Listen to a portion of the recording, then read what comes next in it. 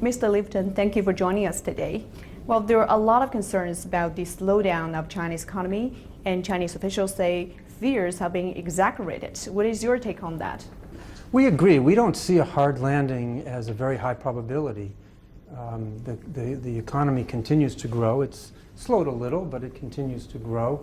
I think what's interesting is that the economy is not just one economy now. There's a part of the economy that's slowing, the export-oriented heavy industry part of the economy.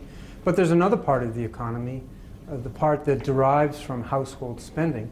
It's partly services, it's partly durable goods that's growing and growing pretty quickly. So there's a kind of a transition underway. It'll be complicated. It may be a bumpy transition, but it's continuing.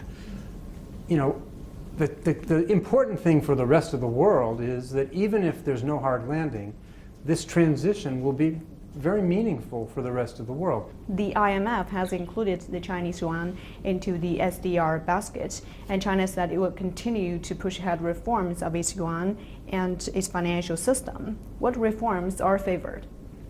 That decision was made because of the free usability of the renminbi and the fact that it's becoming much more widely used. I mean, even while we've been here this week, the government announced, the central bank announced, that foreigners will be allowed to participate in the bond market in ways that had not been permitted before. And this is part of a process of a greater integration of China into the global world of finance, and the usability of the renminbi is high and is increasing. The IMF also implemented reforms to its governance recently with a major shift of power to emerging economies, but the United States still has a functional veto power. What changes can be expected?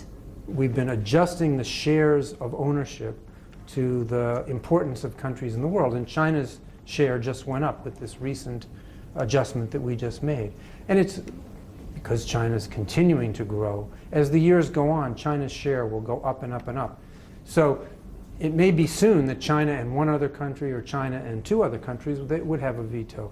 If the US becomes a smaller part of the world economy and ends up below 15%, it would no longer have a veto.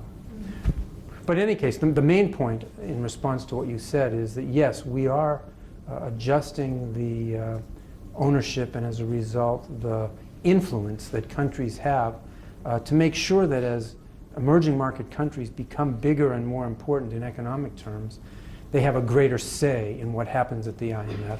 And the quota increase that just went into effect last month is an important step in that direction.